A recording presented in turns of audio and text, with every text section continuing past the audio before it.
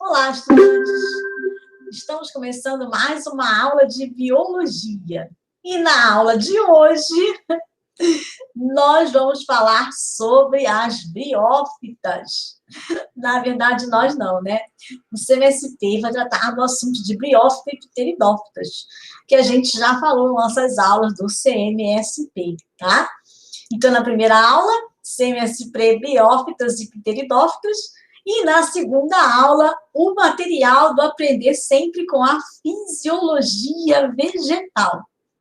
Preparados? Vamos lá! Então, vamos começar essa aula, né? Apresentando aqui o nosso material, tá?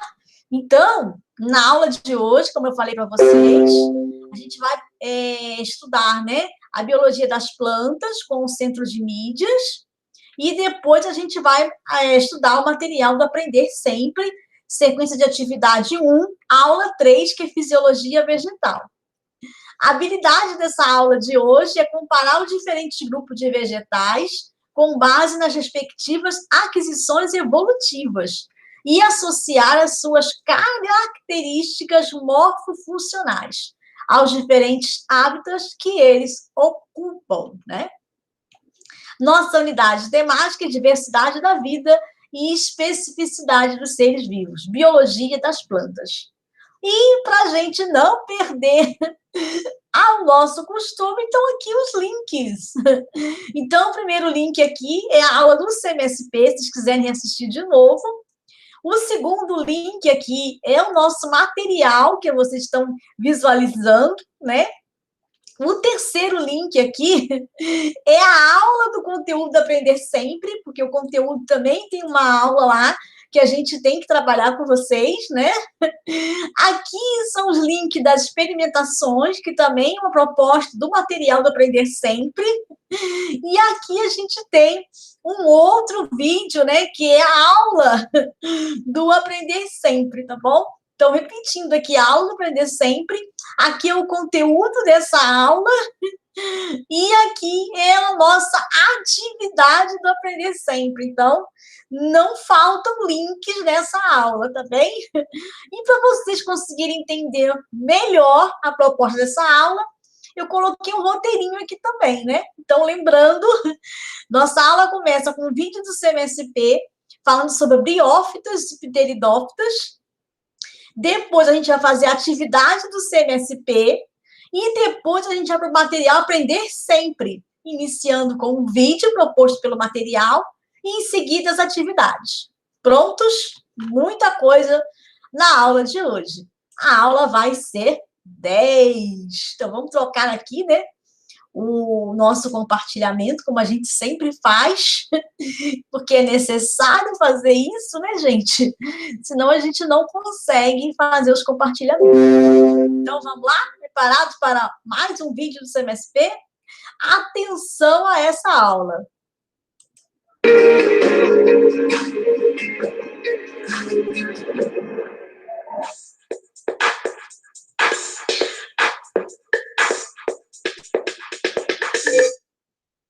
Olá, terceira série, tudo bem? Eu sou o professor Edi Joel, quero dar as boas-vindas a você, estudante, a algum responsável que possa estar aí acompanhando nossa aula, e também nossos queridos colegas professores, são sempre muito bem-vindos às aulas aqui de Biologia. Esta aula foi preparada pela professora Priscila, entretanto, ela está com um probleminha de saúde, tá? E aí eu vou estar aqui fazendo às vezes, né? Então, me desculpem aí algum equívoco, né? E a gente promete que se eu errar, ela vai puxar a minha orelha e depois ela vai corrigir na aula dela, tá bom? Mas a gente fez questão de fazer esta aula para que seja uma aula inédita, para que seja uma aula nova.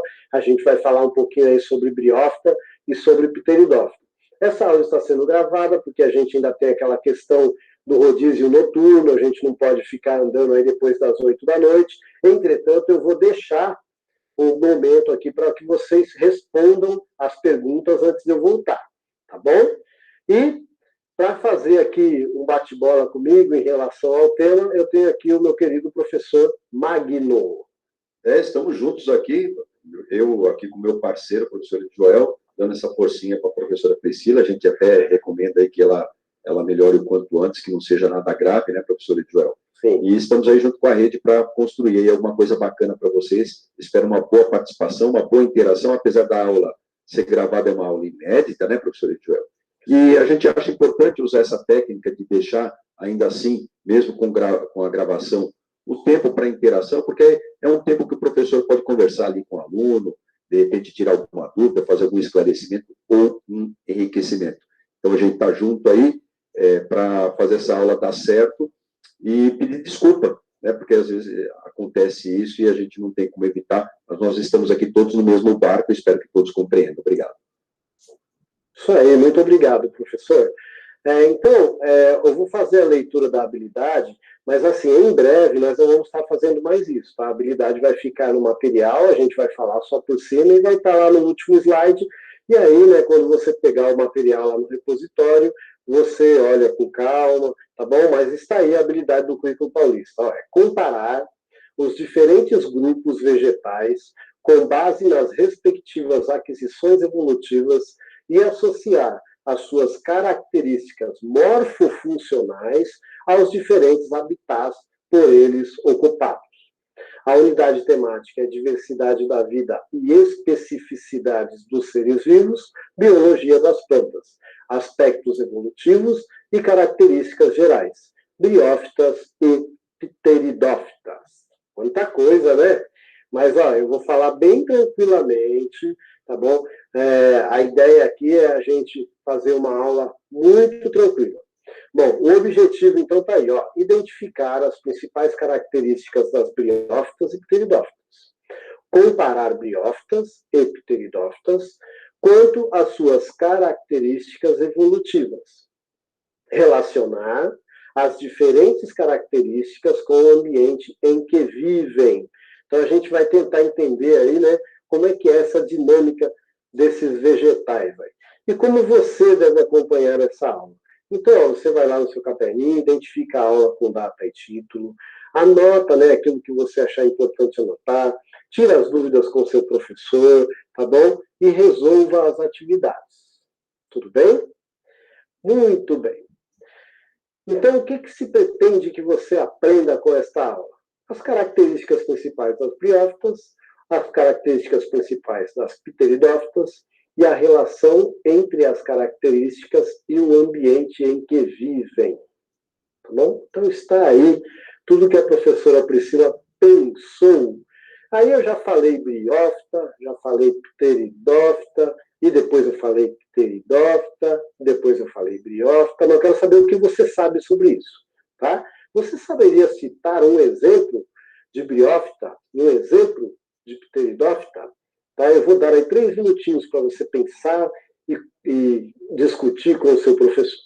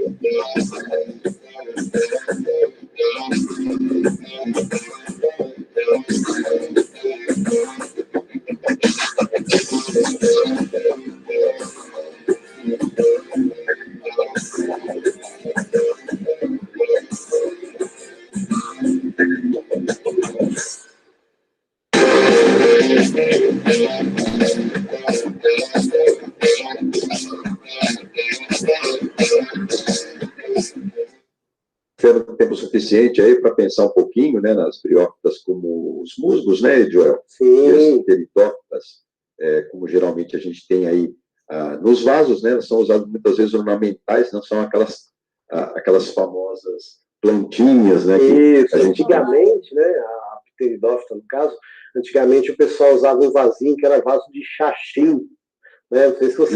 Isso mesmo. Hoje é proibido, tá, gente? O xaxim é proibido porque, para vocês não sabem, o xaxim ele é o tronco de uma palmeira. Você tinha que matar a palmeira para poder plantar ali. Então, você cortava o tronco, né? Que aí a palmeira é um outro grupo de planta que vai ficar para depois. Mas, e aí, então, hoje se faz com palha de coco, tal, mas só para saber. Por isso que o xaxim é proibido. Se achar alguém vendendo xaxim, ó, entendeu? Não deixa, não. Bom, mas enfim. Então, vamos lá. Então, tanto a briófita quanto a pteridófita, quem já foi na cachoeira alguma vez, ou mora perto da cachoeira, já está bem familiarizado. Né? Porque a briófita seria um nodinho. Ó, a gente tem aí a imagem. A briófita seria um nodinho, tá vendo? E a pteridófita seria a samambaia. E eu não falei, por acaso, da cachoeira. Né? Essas plantas, uma das características muito importantes delas é que elas vão precisar de muita umidade. Tá? Isso é uma característica. Ah, mas eu já vi samambaia em lugar seco. Tal. Toda regra na biologia vai ter a sua exceção. Tá? Porque os seres vivos estão aí há milhões de anos e estão se adaptando. Tá bom? Mas, via de regra, né, o musgo e os musgos, né, as briófitas, no caso, e as pteridófitas, que são as samambaias, sempre vão precisar de bastante umidade. Né? Quem tem em casa, né, e aí rega lá, às vezes a samambaia começa até a nascer na parede, se a parede for bem úmida, né? Se tiver um vazamentinho de água lá, e tal, porque ela se sente muito à vontade no lugar que é úmido. Tá bom? Bom, então vamos falar aí, ó. Quando é que vai surgir essas plantas terrestres? Lá no Siluriano, lá quase 400 milhões de anos atrás, 390, por aí. E olha só que interessante, gente. Vocês têm que imaginar que a biologia, ela sempre vai trabalhar o pensamento evolutivo. Tá? O que é isso? A gente vai imaginar como é que eram os seres que deram origem a outros seres. E como que a gente faz isso? Estudando fósseis. Quando a gente fala de planta, você pode estudar tanto a fóssil da planta, como tem uma área da paleontologia, né, que é específica para estudar esporos, para estudar semente, para estudar pólen, tá bom? E aí você vai encontrando lá na rocha, você data a rocha, e aí, se encontrou esporos, né, porque essas plantas ainda não vão produzir sementes, olha, estou dizendo uma característica aí. Então, você vai encontrar esporos dessas plantas lá desde muito tempo atrás, tá? E aí, a partir disso, você escreve lá no livro, olha, a gente sabe que a partir de tal momento surge essa planta no planeta. Antes a gente não tem indício, tá bom? E no caso aí, está falando aí que é quase 400 milhões de anos. Gente, olha só que interessante. E nós aqui, seres humanos, o cara que deu origem a gente chegou aí a 2 milhões de anos, né? Então já faz bastante tempo que a planta está aí. A gente tem que lembrar que a planta ela vai dominando o ambiente, né? E aí depois vai trazendo os outros seres vivos. Olha só que interessante. A planta precisou sair da água. E aí ela vai dar condição para os animais saírem da água. Então ela precisa criar novos mecanismos para ela poder sair da água. No caso do musgo, né, eu vou voltar de novo para você dar uma olhadinha, olha só como o musgo é o que está aí do seu lado esquerdo, né? Olha como ela é pequenininha e tal. Porque ela vai ter algumas características, como não ter, por exemplo, vaso condutor, né? Tá? Então ela não vai conseguir mandar seiva elaborada, nem seiva bruta, tá? Então ela precisa passar tudo célula a célula. tá? Então, isso é uma das dificuldades que ela vai ter. Bom, muito bem. Então, olha aí, ó, algumas características aí, tá bom? Então, ó, do grego, brion, musgo, phyton, planta. A teoria diz que a partir de algas verdes unicelulares, essa planta evoluiu. Tá? Foram as primeiras a colonizar o ambiente terrestre. Como eu estava falando, elas precisavam se desligar da água. Então, elas vão ter estruturas para conseguirem, né, se livrar da água. Tá bom? E aí elas vão formar tecido, né? E esse tecido aí vai garantir a proteção para ela não se desidratar. Tá bom? Lá na água, né, a coisa é tudo mais ou menos. Porque você já está no meio da água, não tem problema de perder água. A mesma coisa é a gente carrega o nosso mar particular aqui dentro. Vocês não ouviram falar que aproximadamente 70% do nosso corpo é água? Porque tanto é que a gente nasce aquático, né? A gente nasce dentro de uma bolsa de água, né? Que a gente não morre afogado lá dentro da bolsa do líquido amniótico lá da nossa mãe. Mas aí depois a gente sofreu essa adaptação para conseguir respirar fora d'água. Tá bom? Mas a gente nasce aquático, né? Assim, a planta, ela também vai ter as adaptações dela para ela não perder mais água. Tá bom? Muito bem.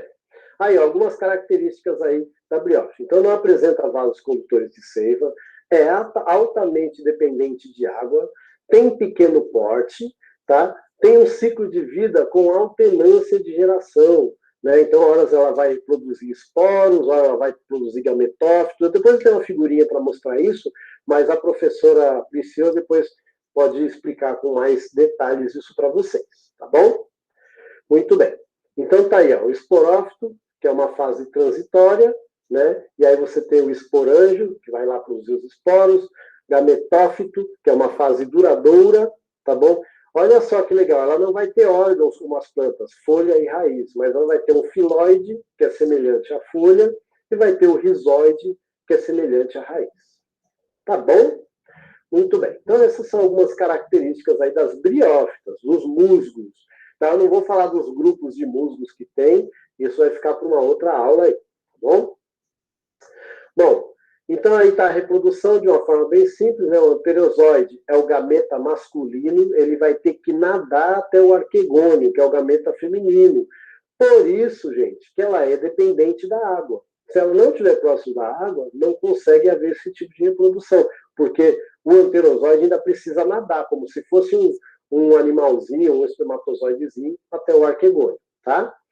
E aí o anterozoide fecunda a osfera, né, vai formar aí os gametas, ou perdão, vai formar aí o zigoto, né, a partir da osfera, que é o gameta feminino, fecundado, vai formar o zigoto. O zigoto vai originar o embrião, que vai formar o esporófito, tá bom? E isso vai liberar esporos, e aí o ciclo recomeça. E esses esporos, que muitas vezes são encontrados na forma de fósseis, tá bom? Identificados, para vocês terem ideia. Tá bom?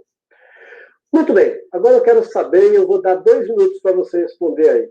Quais seriam as principais características das samambaias, pteridófitas? 2 minutinhos.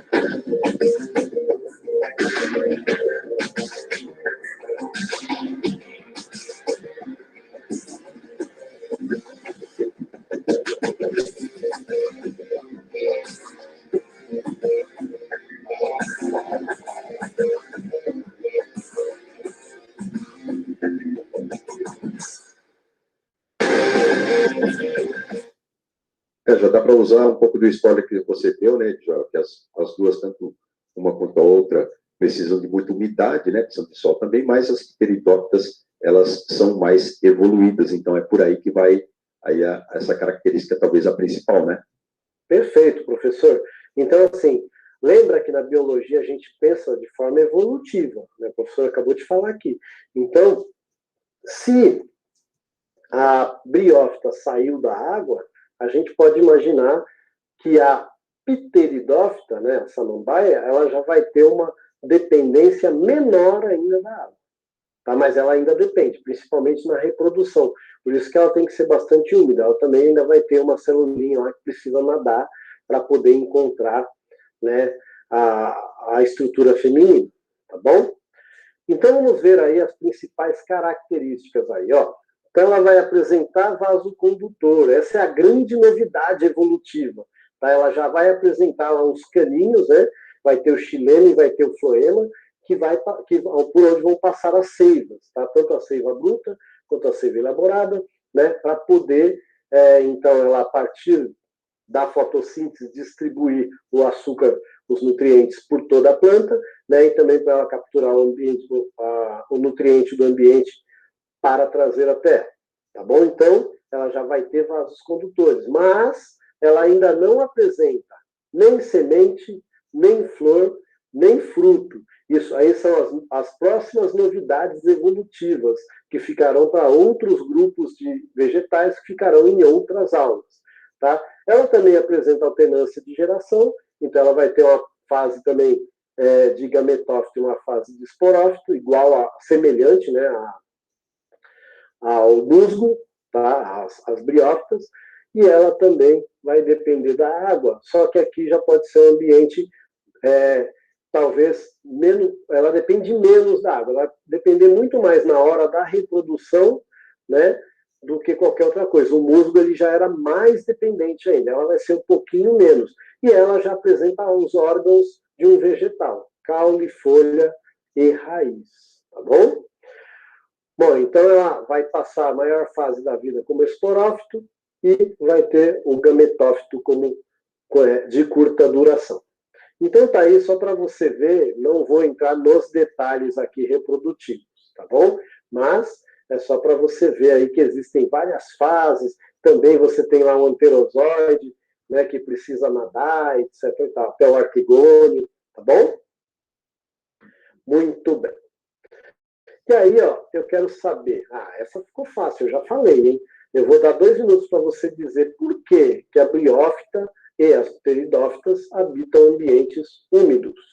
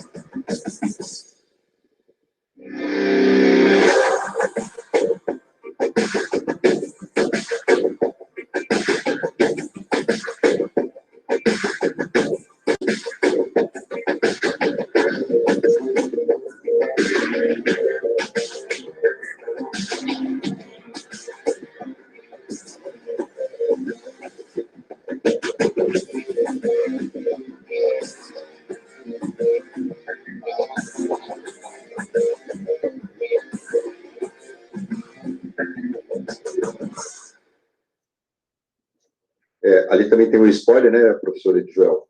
Que uma tem uma dependência maior da água, né, mas as duas precisam do ambiente úmido, porque será, né? Elas precisam do ambiente úmido, né? Isso aí. Então, é assim, né? Principalmente ali para reprodução, vocês viram lá, né? Então, ali, ó. Por quê, né? Então, a dependência com relação à água, transporte de nutrientes e reprodução, tá bom? Mas isso todas as plantas, na verdade, vão continuar necessitando da água, tal, que a raiz vai puxar lá do solo, né? Mas a reprodução aí é muito dependente da água, tá bom? Muito bem. Agora, essa daqui eu vou deixar para você pensar na fila, tá bom? Só mostra um pouquinho aí, ó. Qual a principal característica evolutiva das pteridófitas? Tá, essa aí eu vou deixar para você pensar na fila. Eu não vou dar tempo para você ficar aí pensando. E eu vou dizer para você o seguinte, o que vai dar nome aí ao grupo das traqueófitas. Né? E aí, o que é isso, professor? Sei lá, vai descobrir. É nada, eu vou falar agora no próximo slide, tá bom? Então tá aí, ó. A grande característica evolutiva dela tá aí. São os vasos condutores, tá? Então ela vai ter xilema e floema. Isso que vai fazer a diferença. Por isso que ela pode ser grandona. Né? Vocês viram a diferença de tamanho entre ela e o musgo? Ela pode ser grandona porque a água vai entrar nesses vasos aí com nutriente e pode ser espalhado por toda a planta sem qualquer problema. Então, resumão aí, ó, para você. Então, ó, o que nós vimos hoje? Exemplos de briófita e pteridófita, surgimento das plantas terrestres, característica das briófitas e pteridófitas, aspectos reprodutivos, dependência com relação à água e características evolutivas das pteridófitas. Tá? São dados, gente, são importantes, né? Aparecem lá no vestibular com frequência. Se você souber aí o basicão desta aula, já dá para você acertar umas duas lá. E aí, Bom, pessoal, estou interrompendo aqui esse vídeo, né? Como eu falei para vocês, a gente tem muito vídeo hoje para passar. A proposta, né, de hoje tem muito vídeo, tá? Então, eu vou trocar aqui de material. Como sempre, nossas aulas a gente vive trocando, né, de link, a gente troca de material, tá? Antes disso, eu estou compartilhando aqui uma tela, mas eu tenho que trocar essa tela, porque eu não posso compartilhar agora, porque a gente tem que fazer a atividade do CMSP. Olha a nossa hashtag, tudo verdinho no CMSP, tá? Então, gente, olha só, a proposta da atividade dessa aula, né, fala justamente sobre as briófitas. As briófitas, elas são plantas avasculares, ou seja, não tem o xilema e nem tem o floema. E a gente também vimos aqui em nossas aulas anteriores, né, que esse grupo de plantas não tem tecido verdadeiro. Então, não tem como ela fazer alguma parte fisiológica que tenha já a pteridófitas, as gimnospermas e as angiospermas, tá bom? Então, a gente tem aqui, né, a questão para vocês que fala sobre as briófitas são plantas vasculares, ou seja, não possuem vasos condutores, né, de organização estrutural, relativamente simples e apresenta alternância de gerações. Que é alternância de gerações, professora? Uma hora ela é haploide e outra hora ela é diploide. Se a gente pensasse que nós fôssemos plantas, né, briófita, vamos fazer essa comparação meio doida para a gente poder entender, tá? Então, o que é uma questão diploide? Nossa, quando nós nascemos, nós somos diploide. 23 cromossomos de papai e 23 de mamãe. Antes da gente nascer, tínhamos um espermatozoide de 23 em papai e um ovócito de 23 em mamãe. Então, seria mais ou menos isso. A gente fez uma comparação, assim, bastante longe, né, da realidade das plantas, tá? Porque as plantas têm alternância de gerações e as briófitas também. Nas briófitas, gente, o gametófito, né, é a planta dominante do seu ciclo de vida, como eles mostraram aí, tá? E como a gente já falou aqui também, tá bom? Se tiver alguma dúvida em relação ao gametófilo, não esquece de escrever lá que a gente vai sanar, tá bom? Mas a gente vai continuar vendo isso aí um pouquinho mais à frente. Então, vamos agora para a nossa segunda aula, que é o material do Aprender Sempre, como eu falei para vocês, né? A sequência de atividade 1. Nós estamos na aula 3, que é Fisiologia Vegetal, tá? Então, a gente viu lá 1, que é as características dos vegetais, que está passando agora no CMSP. A gente viu a aula 2, né? Que é a parte de anatomia vegetal. E agora é a aula 3, Fisiologia Vegetal, tá bom? A proposta do Estado, né, é que a gente assista a esse vídeo, que vou passar para vocês daqui a pouco, tá? E depois a gente faça, então, as atividades. E habilidade, vamos trabalhar, mesma habilidade, né, gente? Comparar os diferentes grupos vegetais com base nas respectivas aquisições evolutivas e associar as suas características morfofuncionais dos diferentes hábitats por eles ocupados. Então, vamos lá? Vamos interromper aqui mais uma vez o compartilhamento e vamos para outra janela, né? A aula nossa, realmente, hashtag, né? Vamos lá. Então, vamos lá? Isso, vamos lá. Fala, pessoal! Tudo certinho? Bem-vindos a mais uma videoaula. Nessa videoaula vamos falar de fisiologia vegetal, funcionamento das plantas. E para começar, nós vamos falar dos nutrientes que as plantas precisam. Eles podem ser classificados de micronutrientes, não é que seja nutriente pequeno, é que micronutrientes são aqueles nutrientes que a planta precisa pouco, como, por exemplo, o cloro ou o ferro. Ela precisa? Claro, precisa pouco. Já os macronutrientes, também volto a dizer, não é que sejam nutrientes grandes. Macronutrientes significa que a planta precisa de muito desse. É o caso do nitrogênio, é o caso do potássio, é o caso do fósforo. Então, ela precisa de bastante. Tem uma classificação simples, até, inclusive, se falta nutriente, a planta vai adoecer, a folha vai ficar com uma cor diferente, pode cair, ficar amarelada, pode ressecar. Ou seja, a planta tem que estar num solo fértil para conseguir ter a sua saúde em dia. Agora, vamos começar, então, falando lá das raízes, ou seja, da absorção.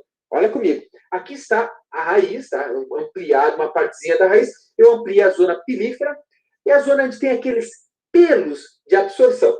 Então, olha só, você tem que começar a saber aqui, para início, que existem duas formas da seiva, da absorção da água dos nutrientes, da seiva bruta ser absorvida pelas raízes. Ela pode ser por via simplástica, quando, repara, a seiva ela vem sendo absorvida e ela é transportada por dentro das células. Ou ela pode vir por via apoplástica. Repara que ela não está nem passando pelos pelos absorventes, ela vem direto, só que ela anda entre as células, ela não está penetrando na célula, está andando entre elas. Então, essa é a diferença para a apoplástica e para a simplástica. Agora, te liga, quando essa seiva chega na estria de Caspari, que é um conjunto de células que fica nessa região, não importa se é por essa via ou por essa, elas vão andar por dentro das células até o xilema. Então, repara, a grande importância que a raiz faz é absorver água e os nutrientes e levar eles até os vasos condutores chamados xilema. Porque é o xilema que vai transbordar. O xilema carrega a seiva bruta é aquela que só tem água e sais minerais ali, ou seja, não tem o carboidrato ainda que foi feito na fotossíntese, uma vez que está vindo da terra, do chão. E agora ela tem que transportar até lá em cima. Agora tu pensa, e isso foi um grande mistério durante muito tempo, como a água sai daqui e chega aqui em cima. Aqui é muito importante que você se lembre da nossa aulinha lá de água, compostos inorgânicos, que a gente viu lá no módulo de bioquímica. Lá eu falo das propriedades da água que permitem que ela chegue até o topo das árvores e ali elas fiquem. Ou seja, elas chegam em todos os órgãos da folha, porque tem que ter. A água é a base de tudo. Grammarly does more than catch errors.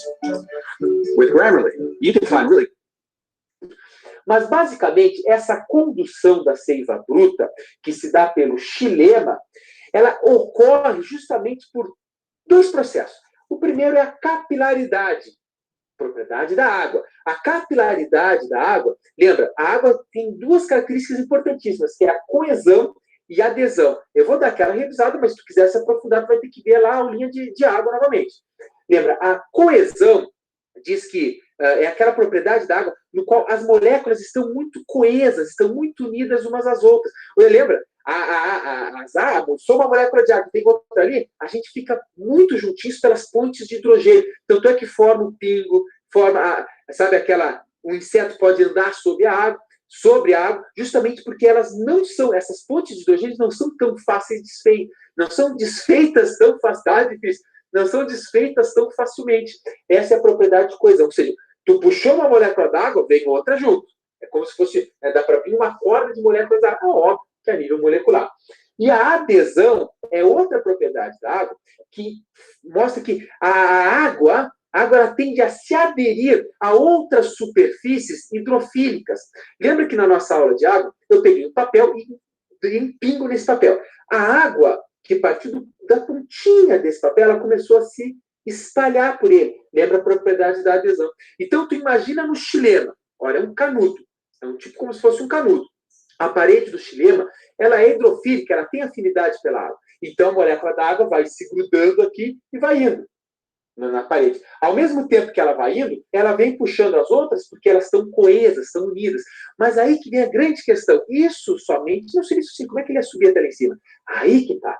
Além disso aqui, tem a tensão. A tensão ela é gerada pela transpiração que ocorre na folha. Veja, aqui em cima está cheio de folha. Essas folhas, elas estão perdendo água. No momento que ela perde água, é como se formasse um vácuo. E esse vácuo suga a seiva bruta que vem lá de baixo. É a mesma coisa com o canudo. Por que quando está tomando teu suquinho, teu refrigerante, teu milkshake, faz assim e vem aquilo pelo cano? Vem o líquido pelo cano. Justamente porque você gerou essa tensão. É literalmente como se fosse... É um vácuo que se forma lá. Mas pessoal, como é que sobe 100 metros? Bom, não bastava também essa transpiração para fazer essa sucção da água. Ela também tinha que ter coesão e adesão. E é por essa propriedade que a água chega a 110 metros nas sequoias, por exemplo. Ela vem vindo. Então, isso é o grande bizu que durante muito tempo se pensou como pode acontecer esse transporte da seiva bruta. Então, lembra, capilaridade, que é as propriedades da água, que inclui coesão e adesão, e a tensão, que é gerada pela transpiração. Agora eu vou falar para você sobre a transpiração. Você já sabe quem faz transpiração. São os estômatos, mas eu tenho que me aprofundar um pouco mais. Bem, na verdade, a folha ela pode perder água por duas maneiras. A primeira é pela cutícula. Perde água. A pessoa perde, mas tu falou que a cutícula é impermeabilizante. Mas perde muito pouco. Porém, é importante você saber que pode ocorrer. Mas a grande parte de perda da água se dá pelos estômatos. Lembra que eu falei? Os estômatos possuem duas células chamadas células guarda. Essas células, quando elas necessitam abrir para fazer essa transpiração, entra potássio nela. Quando entra potássio nessas células, nas células guarda, ela fica hipertônica. Se fica hipertônica, a água que estava fora das células guarda, elas entram nas células guarda. Quando elas entram, as células guarda ficam incham, e quando elas incham, fazem e se abrem, literalmente. Então, elas estão abertas. Quando elas se abrem, começa a ocorrer troca gasosa. Entra CO2, sai O2. E essa troca gasosa, ótimo. Só que é impossível para a planta manter os estômagos abertos sem perder água. Então, ela perde água. E aí que mora o problema. O problema, nem tanto, né? Dependendo da região onde a planta está. Ela pode perder água porque ela está absorvendo mais lá de baixo. Mas se é período de seca, o que os estômagos vão ter que fazer? Fechar. Portanto, a abertura e o fechamento dos estômagos, lembrando que o fechamento se dá porque o potássio sai das células guarda e junto com ela, agora que esse meio está hipertônico, a água sai das células guarda e aí elas murcham e voltam a fechar. Então, o que determina a abertura e o fechamento dos estômagos? Bom, basicamente pode ser o estresse hídrico, tem pouca água, não pode abrir. Pode ser a taxa de fotossíntese, precisa fazer mais fotossíntese, abre os estômagos, luminosidade, ou seja, são os fatores externos controlando a abertura ou o fechamento dos estômagos. Tá? Isso aqui, então, fechou para como se dá essa condução. Além disso, existe um outro mecanismo que chama-se pressão da raiz.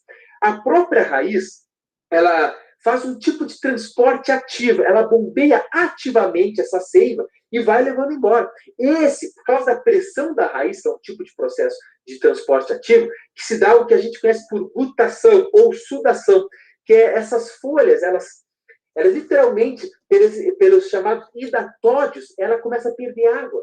Agora, veja, é a pressão que a raiz empurra para o transporte ativo, empurra a seiva, que faz com que, mesmo de noite, tudo fechadinho, os estômagos estão fechados, à noite eles fecham, porque não está fazendo fotossíntese, não precisa. E aí, o que vai acontecer ali? Essa pressão empurra a água com tanta força que a água acaba saindo pelos hidatódios. São estruturas que têm essa função de aliviar a pressão que está vindo por aqui. Agora, veja, a pressão da raiz não seria somente ela suficiente para mandar água para cá. Por isso que é um conjunto de capilaridade, tensão e ainda um auxílio da pressão da raiz.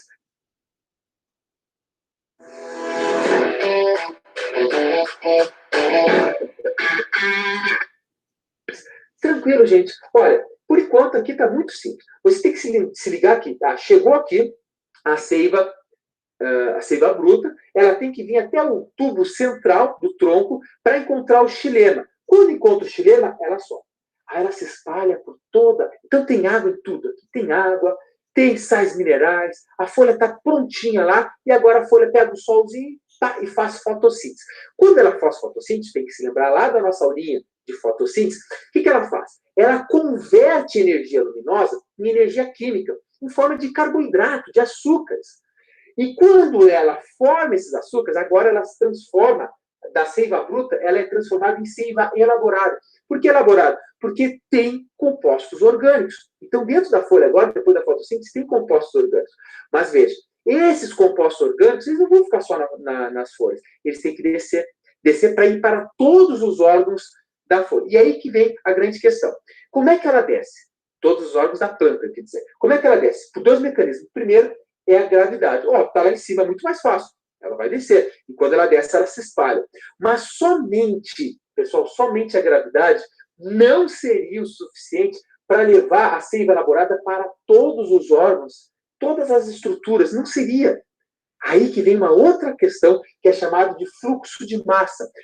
Pessoal, esse fluxo de massa indica que ele classifica em dois tipos, que são o órgão que elabora, ou seja, o órgão produtor, e o órgão que recebe, o órgão, no caso, receptor. Os órgãos que produzem essa seiva elaborada são os chamados órgãos-fonte. Eles são a fonte da seiva elaborada. E os que recebem são os órgãos-dreno. Então, o que acontece? Eles, literalmente, essa seiva é transportada entre os órgãos-fontes até os órgãos-dreno também por transporte ativo. Então, gasta energia, mas tudo bem, é necessário. Lembra, pessoal? De repente, você produziu demais e tu tem que armazenar essa energia em amido, em forma de amido, aqui nas raízes.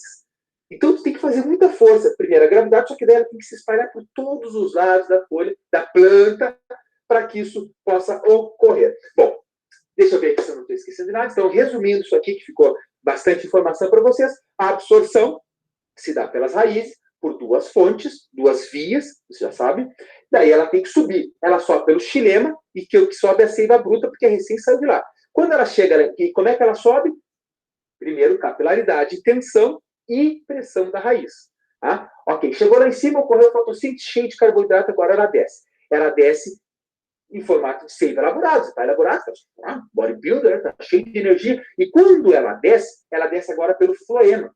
E quando ela desce também, existem duas maneiras, duas formas com que elas atingem todas as células. Primeiro é pela gravidade, sim, está descendo de gravidade. E também pelo fluxo de massa, onde os órgãos-fontes transferem a seiva elaborada para os órgãos-dreno via transporte ativo. Tranquilo? Tranquilo, muito bom. Meu Deus, que coisa bonita. Que maravilha. Olha só que beleza. Ok. Então agora eu vou apagar e nós vamos dar prosseguimento à aula. Fica ligado. Então vamos falar agora da fotossíntese versus respiração celular. Porque, pessoal, mano, velho, tu sabe, a planta faz fotossíntese, mas ela também faz respiração celular. Fotossíntese produz compostos orgânicos. Respiração celular utiliza esses compostos orgânicos para fabricar o seu ATP. A mesma coisa do que nós, o que nós comemos, somos heterótrofos. A gente come e faz respiração celular. Se tu não come, tu continua fazendo respiração celular e tu emagrece. Com as plantas é mais ou menos assim. Imagina que elas têm que produzir o suficiente na fotossíntese para suprir a respiração celular e ela ter energia. Por isso, nós temos esse famoso gráfico entre as suas relações. Repara que aqui está a taxa de fotossíntese. Quanto maior é a intensidade luminosa, maior é a taxa de fotossíntese. Cada planta tem o que a gente chama de ponto fótico. O ponto fótico, eu já falei para vocês lá na aula de fotossíntese, é o local, é o ponto onde a taxa de fotossíntese se iguala à respiração. Então, a planta não engorda, ou seja, ela não armazena, só que ela também não tem falta. Porque, na mesma proporção que ela produz na fotossíntese, ela utiliza na respiração e ela está em equilíbrio.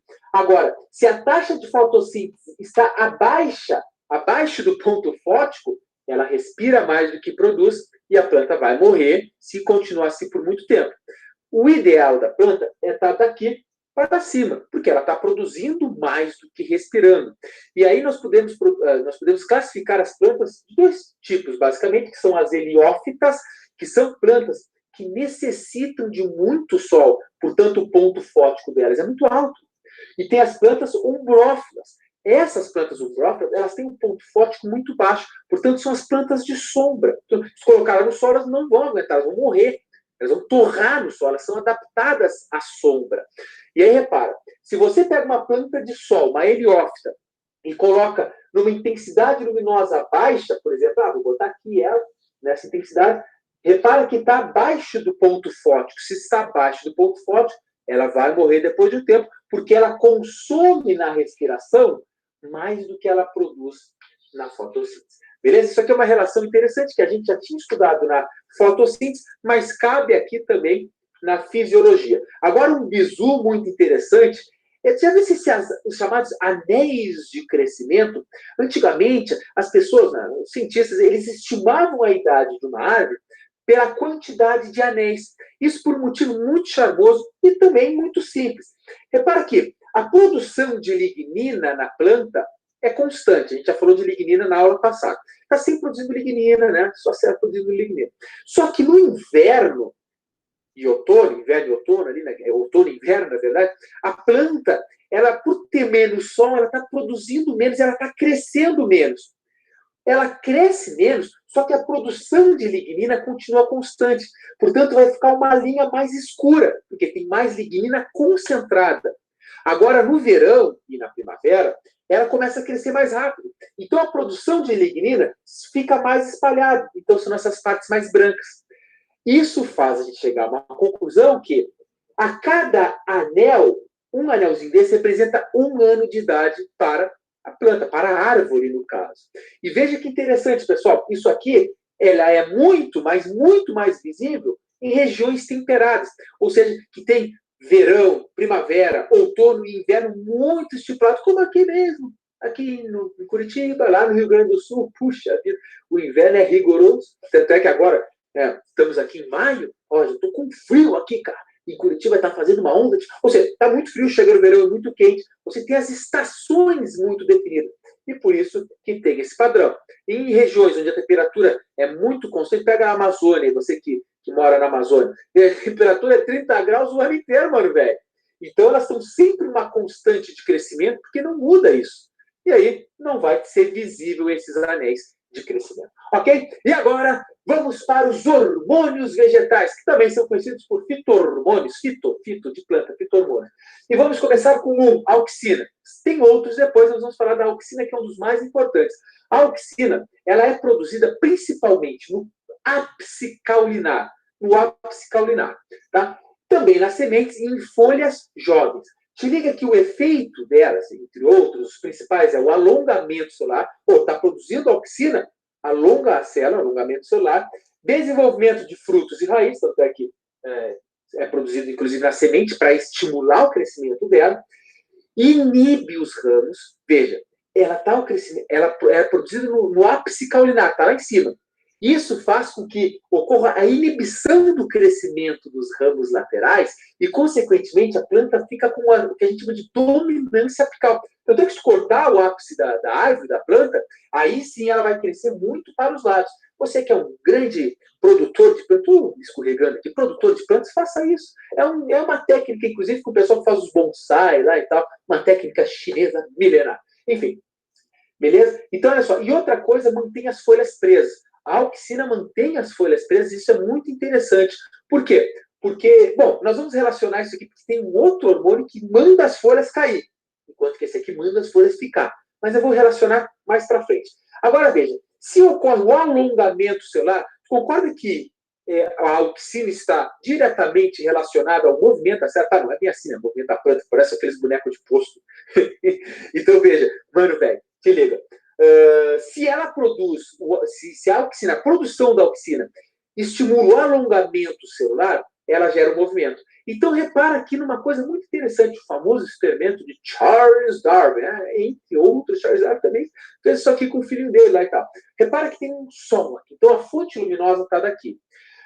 A planta, ela percebe pelo ápice caulinar que o sol está vindo daqui e libera uma auxina conhecida por AIA. Essa auxina estimula o crescimento, o alongamento das células desse lado. Ora, é óbvio, se as células desse lado aqui crescem, ela vai fazer assim com a planta e ela vai crescer em direção ao sol. Isso é um dos movimentos, é o fototropismo positivo, que eu vou falar no final ainda dessa aula dos movimentos das plantas. Agora, repara, quando Charles Darwin fez isso aí, ele pensou, o que que está... Olha, aqui que é um cientista nato, né? Ele tem que se perguntar o que está fazendo essa planta crescer, onde, qual é o estímulo. Aí que ele fez? Ele cortou o ápice caulinar. Quando corta, pode ter só a vontade, ela não vai se entortar. Ou se você pegar e colocar um tubo em cima, um pote que inibe que tape ali o ápice caulinar, vai inibir a produção de auxina também, ela não vai crescer, ela vai ficar indo para cima sempre. Então veja que interessante, isso comprovou que, ainda Darwin não sabia, mas seja o que for que está fazendo o movimento da planta, vem do ápice caulinar. Agora veja que interessante, eu disse que ele inibe os ramos. Olha, se ele está sendo produzido no ápice caulinar, que é nessa região aqui, ele inibe a produção dos ramos. Mas quanto mais distante é o ramo, menor é o efeito da auxina. Por isso que aqui embaixo os ramos são muito maiores nas árvores e enquanto que vai subindo, chegando no ápice caulinar, ele vai ficando cada vez mais curto, porque o efeito da auxina é maior aqui e é menor aqui. Mas te liga, agora eu vou puxar um ramo. Imagina que tem um ramo aqui, tá? Tem um ramo aqui. Veja que esse ramo também produz auxina aqui e inibe produção de ramos secundários. Portanto, inclusive os ramos produzem no ápice do ramo essa auxina para também. Mas tu pode observar se os próprios ramos eles têm dominância apical. E aí ocorre o mesmo padrão das árvores aqui no eixo principal. Ok? Agora vou apagar aqui e nós vamos continuar nesses charmosos hormônios da nossa querida aula de fisiologia vegetal.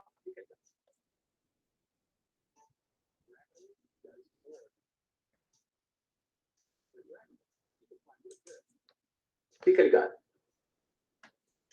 Dando sequência agora para 2, citocininas. Pessoal, a produção das citocininas ocorre no ápice radicular, ou seja, da raiz, no finzinho da raiz, digamos assim, nas sementes em germinação, as sementes que estão germinando, em folhas jovens. Por isso já deve ser o hormônio da juventude. É considerado nas plantas o hormônio da juventude.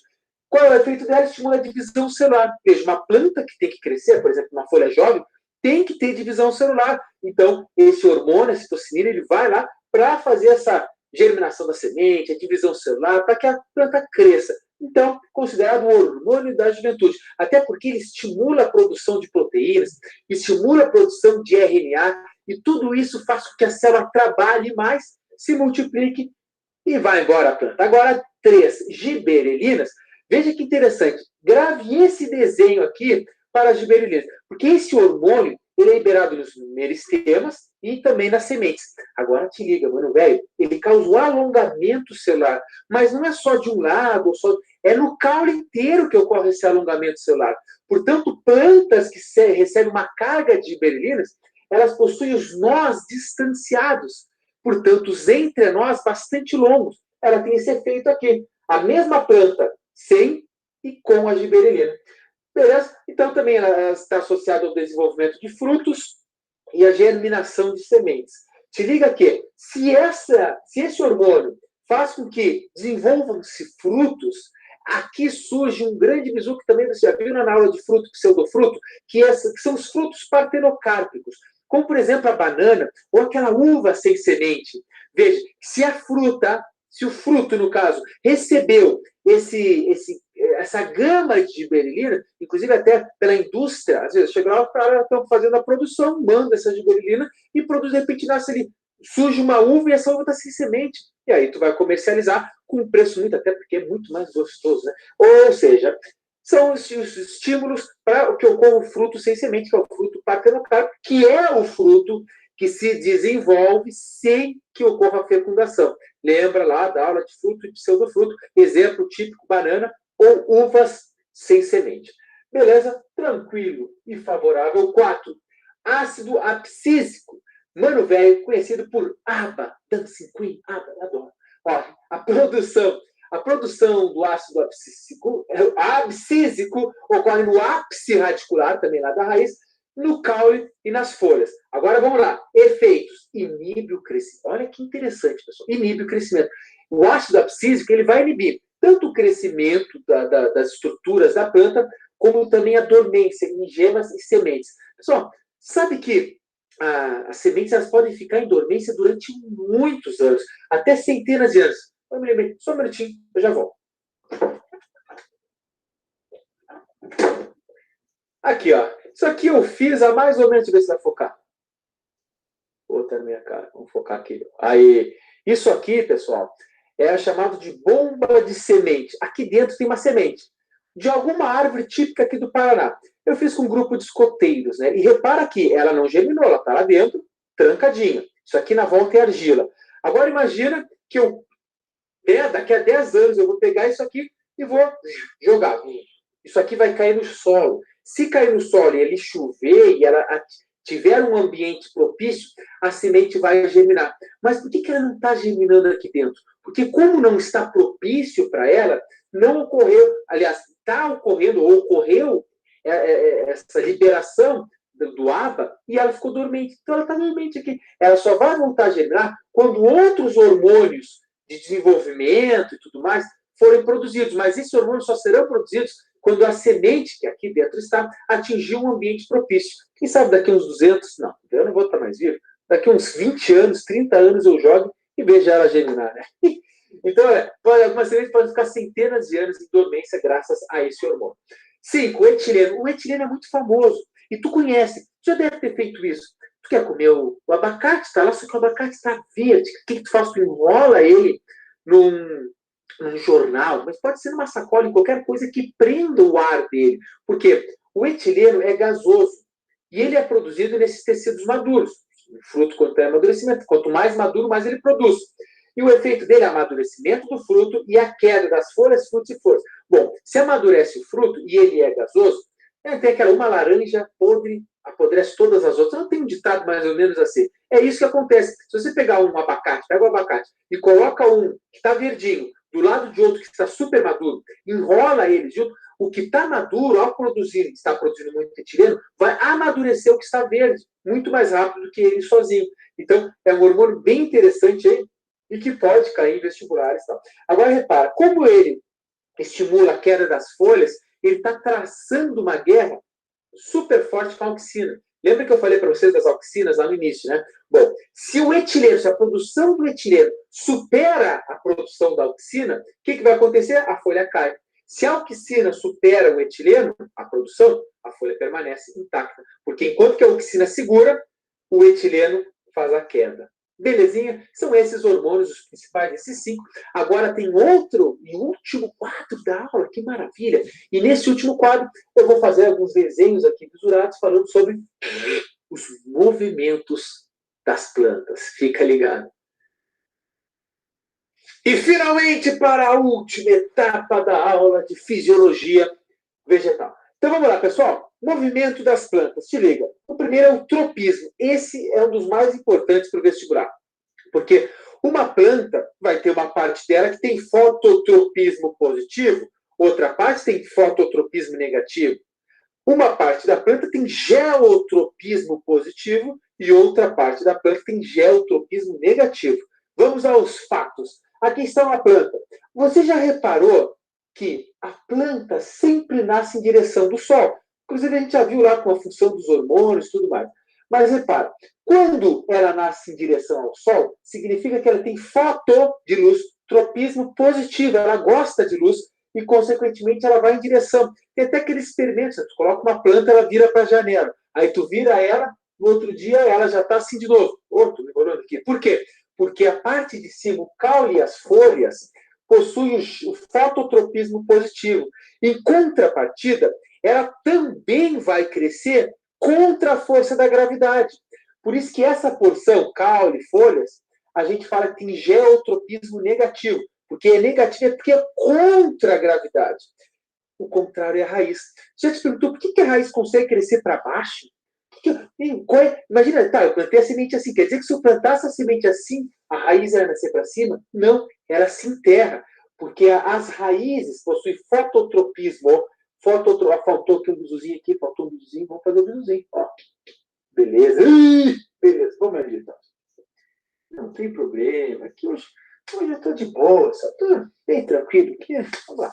Então, a raiz possui fototropismo negativo, porque ela tem luz lá, ela cresce para cá. Ah, agora tem luz aqui, cresce para cá. E assim ela vai. E, ao mesmo tempo, ela tem geotropismo positivo, porque a gravidade está para cá, então vou a favor da gravidade. É por isso que as raízes sempre vão crescer para baixo e não para cima. Imagina, então quer dizer, então planta a semente para baixo, o caule penetra a raiz. Isso não acontece justamente por causa desses movimentos, que é muito importante. Tem o tigmotropismo, que é muito comum em trepadeiras, como a vieira, as plantas, o pé de uva, principal exemplo. Já reparou que o caule ele vai crescendo em torno de um objeto? Então, isso aí, eles encostam em algum objeto, e ali eles emitem as gavinhas, tudo mais que a gente já viu lá de especialização, e eles vão se enrolando em torno disso aí. O principal exemplo são os pés de uva, então tigmotropismo. Aí tem um outro tipo de movimento que é chamado de nastismos. Os dois que tem é o nictinatismos, que é o fechamento noturno, conhecido como fechamento noturno. Simplesmente eu sou uma folha, estou de dia. Chega de noite, eu faço assim, ó. Chega de dia, eu faço assim. Chega de noite, entendeu? Movimento lindo, movimento lindo. Agora, repara, ela pode não só fechar, mas como também ela pode ir para baixo, depois vai para cima, vai para baixo. É nesse intervalo de 24 horas esses movimentos que acontecem. Agora tem tigmonatismo, e tem também o tigmonastismo, que é estimulado pelo toque. Tu viu aquela plantinha que chama-se não me toque? Tu toca nela, o que ela faz? Ela tá assim, tu toca nela, ela se fecha. Depois de um tempo ela volta a se abrir. Tocou nela, ela se fecha. Isso aqui, as plantas carnívoras também têm esse processo. Já reparou que as plantas carnívoras, elas têm como se fossem duas sardinhas assim. Se um inseto pousa ali e toca uma vez, é como se liberasse o reloginho. 1, 2, 3. Se esse mesmo inseto ou outro tocar num intervalo de 10 a 20 segundos, novamente nessas sardinhas, o que vai acontecer? Ela fecha. É como se fosse... Olha isso que interessante. Se toca uma vez, pode ser que não seja nada. Pode ser que tenha caído um galhozinho ali e ela não precisa se fechar para isso.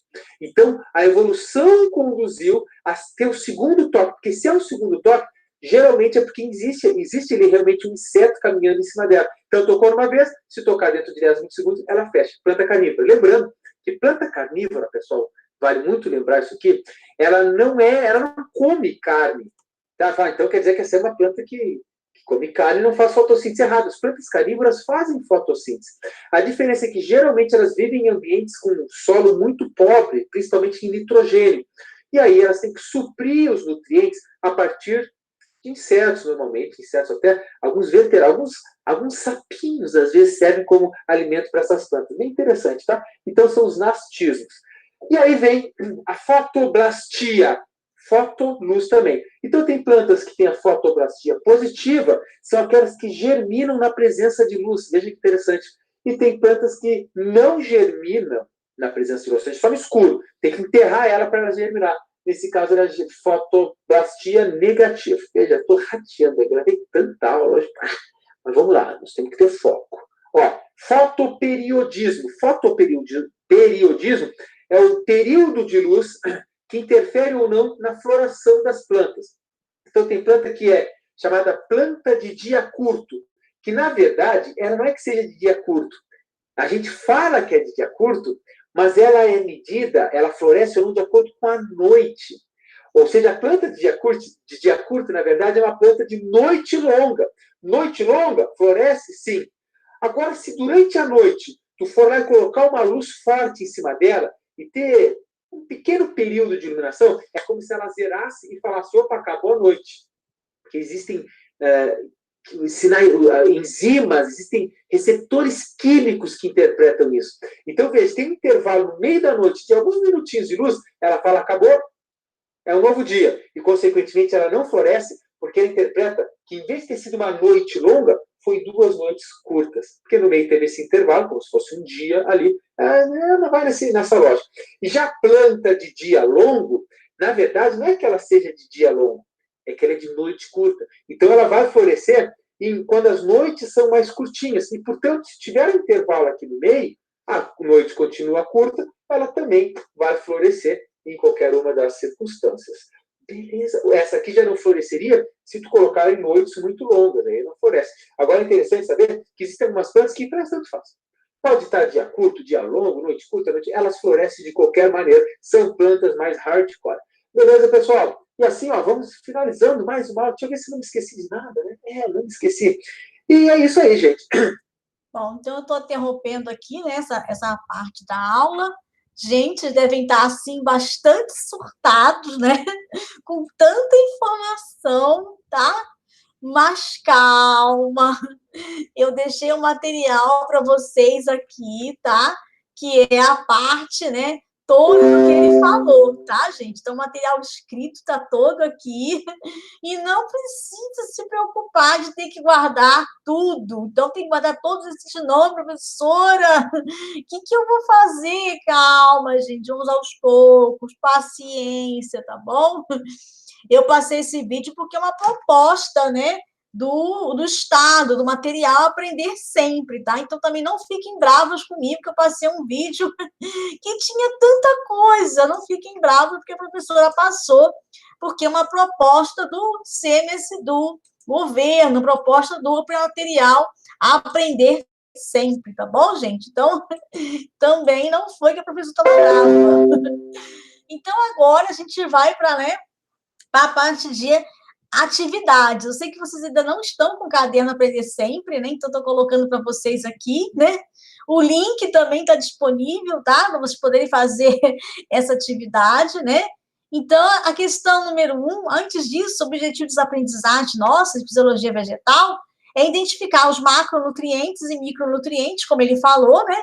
Que são os nutrientes que as plantas mais necessitam para se desenvolver, os macros e os micronutrientes que elas usam menos, vamos falar assim, né? A influência dos hormônios vegetais nas angiospermas, só lembrando que angiospermas são aquelas plantas que têm fruto e semente, né? Tem flor, fruto e semente, tá bom? E também os fatores abióticos. O que são fatores abióticos, professora? É esse que ele falou no finalzinho aí, né? Que ele disse sobre temperatura, né? Quantidade de luz, tá? Então, são fatores abióticos que influenciam muito no desenvolvimento de angiospermas, tá bom? Então, continuando aqui a nossa aula, lembrando que vocês vão ter todo esse material aqui disponível, né? Vamos para a pergunta aqui, tá? É a número 1, né? Aqui, a número 1, tá? Número 1 aqui, ó, né? E a letra A. Então, na letra A, fala o seguinte: com base nas vivências do seu cotidiano, identifique situações em que é possível perceber a influência de algum produto caseiro ou industrial que altera a morfologia ou a fisiologia do vegetal. Observe, inicialmente, mudança nas folhas e caules, cor, formato, textura, entre outros. Eu coloquei aqui aquele exemplo que ele falou, né? Que é sobre o etileno. A gente tem lá um abacate que está super verde, você é cheio de vontade de comer o abacate. Então, você vai lá, pega um papel de pão, né, um jornal. Eu aconselho mais um papel de pão, né, gente? E enrola lá o seu abacate, coloca lá no forno bem quentinho, né? Bem longe do ar, e aí daqui a alguns dias, depende da condição da fruta, ela vai estar madura, tá? Então, isso aí alterou a fisiologia, eu acelerei o processo de amadurecimento daquele vegetal, né? E também tem outra questão, você vai lá no mercado, tem uma laranja que está lá, já bem madura, tem algumas laranjas, 2, 3 laranjas lá naquela bancada, né? E aí a pessoa vai, pega uma caixa de laranja, acabou de chegar e joga em cima daquela que está lá, não separa. E aí o que vai acontecer? Vai acontecer que as laranjas que estão maduras vão, né, passar, vão causar o amadurecimento das outras, vão estragar tudo. O que ele também comentou aqui na aula, tá, gente? Então, eu coloquei como exemplo o etileno. Você pode colocar também, né, a questão do fruto cateropar, que não tem a semente, aí você vai colocar o exemplo do seu cotidiano. Eu coloquei porque realmente eu gosto muito de abacate e costumo fazer isso aqui, tá? E na próxima questão vem uma atividade prática, que eles falam, né, para você fazer atividade prática, está lá na nossa apostila. E a gente está aqui nessa situação ainda, né, do ensino híbrido, tá? Então, eu coloquei para vocês mais um videozinho aqui, né, que vai mostrar para vocês a influência da água no processo de germinação, tá bom?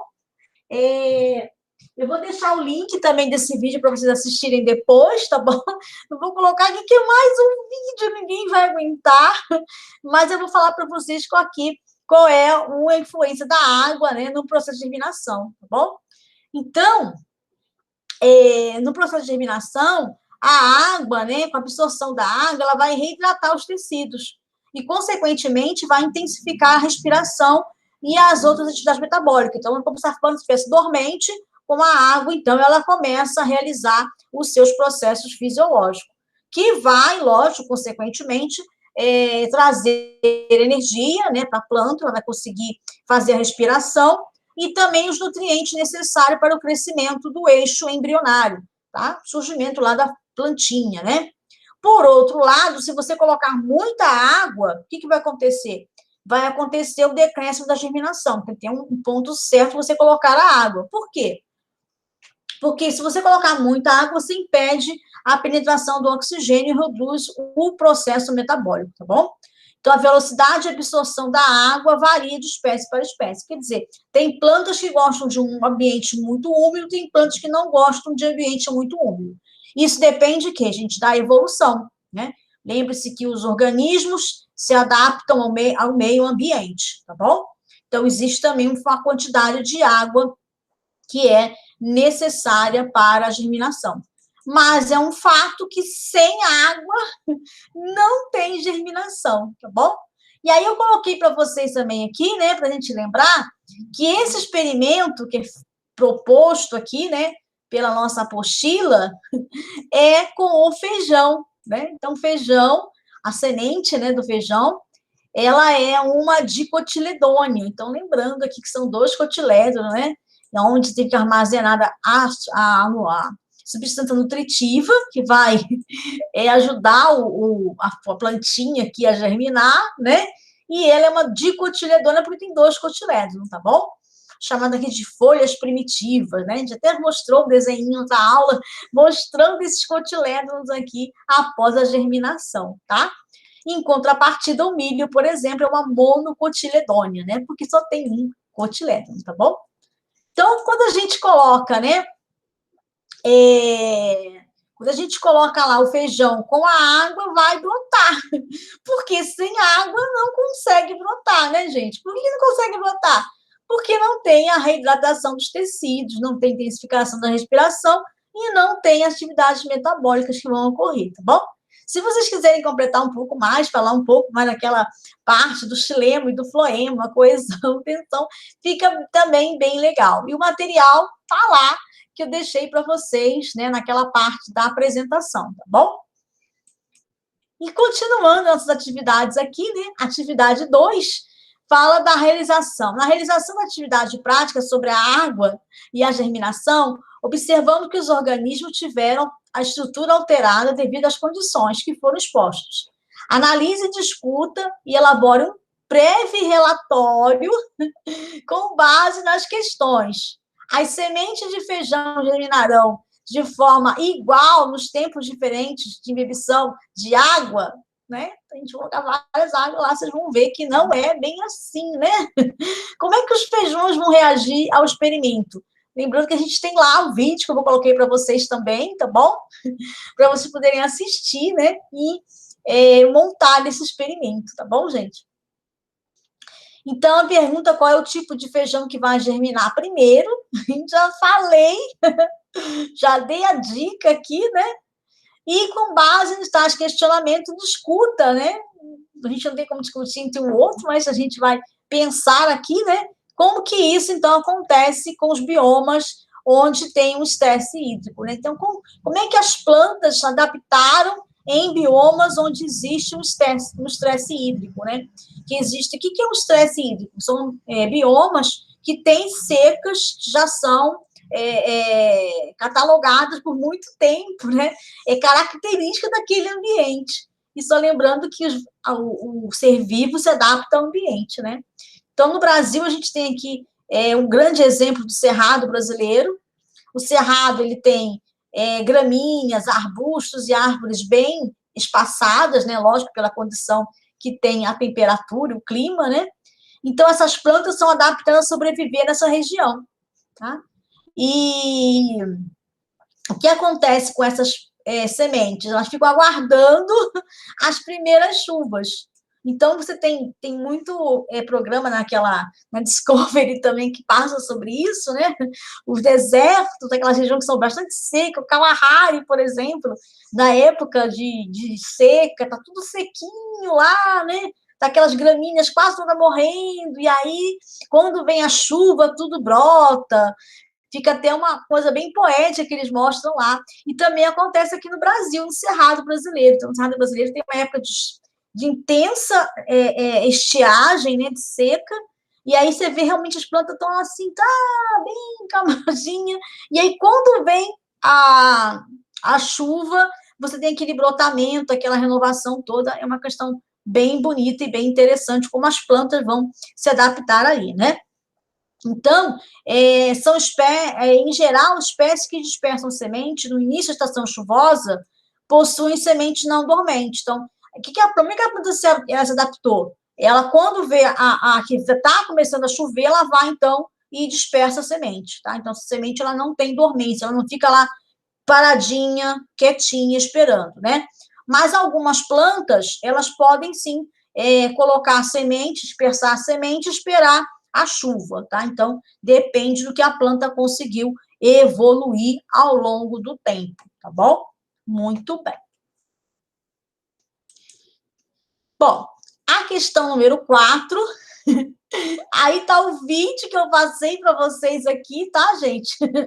Então, a professora não passou esse vídeo aqui, porque ela como se pegou, porque ela fez um vídeo de 33 minutos, não. Foi indicação aqui do material, tá bom, gente? E aí, a questão número 4, letra A, com base nas anotações, identifique 2 situações práticas do cotidiano que exemplificam a ação de hormônios vegetais. E, mais uma vez, eu coloquei aqui o etileno, né? Mais uma vez, lembrando lá do abacate, tá bom? Muito bem. E a letra B, sabemos que diversos fatores podem influenciar o desenvolvimento dos vegetais. Com base nessa afirmação, identifique uma situação proposta de um experimento que possa comprovar a influência de um fator abiótico ou biótico no estímulo da produção ou inibição dos hormônios vegetais. Usando cartões, papel, folha sulfite, faça um registro da apresentação, discuta com o colega a exposição de um mural em sala de aula. Como a gente está no momento, né, de ensino híbrido, eu pensei em fazer aqui um famoso mapa, um mapinha aqui, né, conceitual, colocando desenvolvimento dos vegetais, fatores bióticos e fatores abióticos, né? Então, a gente tem aqui os fatores ambientais, que seriam os fatores abióticos, né? A gente tem aqui a luz, a temperatura, a água, a salinidade, que é a quantidade de sal no solo, né? Olha a irrigação. E os gases também, com oxigênio e dióxido de carbono. E quais seriam os fatores bióticos, gente? Seria o quê? Os hormônios, né? Então, eu coloquei também aqui, tá, para vocês, uma colinha, né? Quem não quiser ver lá o material nosso, todo escrito, cada um desses hormônios aqui, né? Pode consultar aqui mesmo, tá bom? E aí é a criatividade de vocês. Eu coloquei aqui, né? Vocês podem fazer, então, esse mapa, produzindo conteúdo lá para o Instagram, né? Podem fazer também aqueles Padlet que eles sempre sugerem, né, aqui na secretaria, tá? Para quem souber fazer, ou quem tiver a fim de fazer no caderno mesmo, né? A criatividade aí é com vocês, tá bom? Só não deixe de registrar e mandar para mim, tá legal? É essa a proposta da nossa atividade, tá bom, gente? Só lembrando aqui, ó, que vocês ainda não receberam, né? Esse material aqui, tá bom? O Aprender Sempre, né? Então, vocês estão recebendo esse material, então eu estou usando aqui, existe ele em PDF, o professor Toninho colocou lá, né? Mas eu não sei se vocês sabem utilizar esse tipo de material para escrever, para falar alguma coisa, tá bom? Então, eu vou interromper aqui mais uma vez e voltar aqui para a nossa parte, só para a gente finalizar. Eu prometo. Então, gente, tá tudo lá para vocês, tá? Direitinho, bonitinho, arrumadinho, para vocês não deixarem de fazer as atividades, tá legal? Então, ó, bonitinho aqui, eu vou compartilhar para vocês direitinho esse material e vocês vão ter tudo lá certinho, tá legal? Então, voltando aqui, né? Vamos nos despedindo dessa aula. Vou só ligar aqui, né? Você deve estar pensando assim, todo professor de biologia fala um monte de coisa, e um monte de coisa muito rápido. Deve ser característica, né, gente? Bom, beijo no coração de vocês, a gente vê na próxima aula. Tchau, tchau!